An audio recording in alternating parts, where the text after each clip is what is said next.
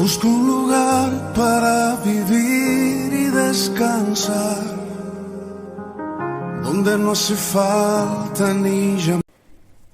El mensaje de hoy se titula Beneficio de aprender. Para poder aprender es esencial primero comprender y luego aplicar lo aprendido y lo comprendido a nuestra vida. A eso se le llama sabiduría. Pablo, en su segunda carta a Timoteo, capítulo 2, le da a su discípulo una serie de consejos que son de aplicación para nosotros hoy. Versículo 2 dice: lo que has oído de mí ante muchos testigos, esto encarga a hombres fieles que sean idóneos para enseñar también a otros. Y luego el versículo 6, el labrador, para participar de los frutos, debe trabajar primero. Considera lo que digo, y el Señor te dé entendimiento en todo. Y luego el versículo 15 dice: procura con diligencia, con cuidado, presentarte a Dios aprobado, como obrero que no tiene de qué avergonzarse y que usa bien la palabra de verdad. Se nos han enseñado grandes verdades por medio de personas que Dios ha capacitado con ese fin, y es nuestra obligación y responsabilidad entenderlas para poder asimilarlas y transmitirlas después a los demás, y así poder enseñar y preparar a otros para el mismo propósito y que la cadena continúe. Aquí digamos que hay una verdad central, que es que primero nosotros debemos entender para aplicar esas verdades a nuestra vida y después poder enseñarlas a otros. Pablo pone un ejemplo cotidiano para expresar esto, y es que el agricultor que se esfuerza en su trabajo debería ser el primero en gozar del fruto de su labor.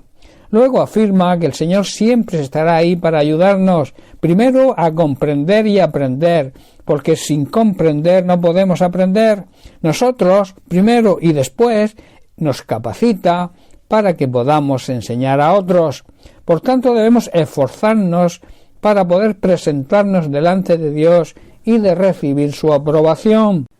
Debemos ser buenos discípulos, buenos obreros, que no tengamos de qué avergonzarnos, y que expliquemos de palabra y de testimonio correctamente la palabra de verdad, la palabra de Dios. En definitiva, Dios selecciona o llama a personas que Él considera que al ser capacitados puedan luego guiar a otros en la fe.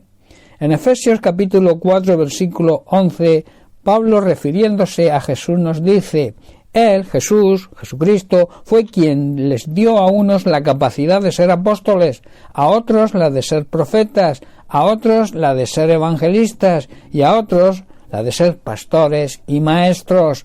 Hermanos, la Iglesia de hoy tiene un gran privilegio al tener personas, o sea, ministerios capacitados por Dios para que con la ayuda del Espíritu Santo puedan llegar a interpretar la palabra de Dios de una manera correcta y que pueda llegar pura y sin contaminar a los oídos de los que la escuchan. La enseñanza no puede ser impartida, por tanto, por cualquier persona, sino por personas que Dios capacita para la madurez y el crecimiento de los que forman la Iglesia de Jesucristo. Personas con corazón y mente, de acuerdo al corazón y la mente de Dios. No debemos, por tanto, aceptar la enseñanza de cualquiera. Deben cumplir ciertos requisitos. La Biblia enseña que por sus frutos podremos conocer si son o no verdaderos. Jesús pone un ejemplo cotidiano cuando dice en Mateo capítulo 7, versículo 18: no puede el buen árbol dar malos frutos, ni el árbol malo dar buenos frutos. Así dice el versículo 20, así que por sus frutos los conoceréis. Hermanos, una buena persona, un buen maestro en el caso que nos ocupa hoy, no puede producir frutos malos, y una mala persona tampoco puede producir frutos buenos. De la misma manera que se puede identificar un árbol por su fruto, puedes identificar a las personas por sus hechos. Las cualidades de un buen maestro no se ven solo por lo que se dice, sino por lo que hace, por sus acciones. Un buen maestro, hermanos, se preocupa por las inquietudes, por los problemas y dificultades de sus hermanos, les presta su ayuda, les enseña, les prepara y los capacita para crecer en los caminos del Señor, en los caminos de la auténtica verdad. Tenemos, hermanos, una gran necesidad de aprender, de ahí que no debemos despreciar las enseñanzas que imparten los verdaderos siervos de Dios y que Él capacita para hacerlo. Debemos aprender para poder comprender, Por tanto, si no aprendemos, difícilmente podremos entender. En Filipenses capítulo 4, versículo 9, Pablo nos exhorta diciendo: lo que aprendisteis y recibisteis y oísteis y visteis en mí. Pablo se identifica aquí como un buen maestro. Dice: esto haced, y el Dios de paz estará con vosotros.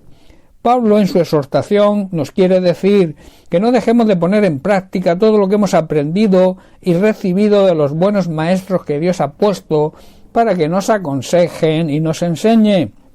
Debemos guardar todo lo que hemos oído y aprendido y seguir su ejemplo.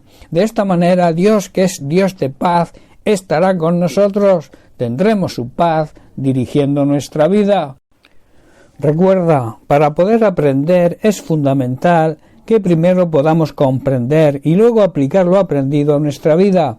A eso, como he dicho, se le llama sabiduría, teniendo en cuenta también que para poder comprender debemos dejarnos guiar por los buenos maestros que Dios mismo capacita para nuestra enseñanza y nuestra madurez espiritual.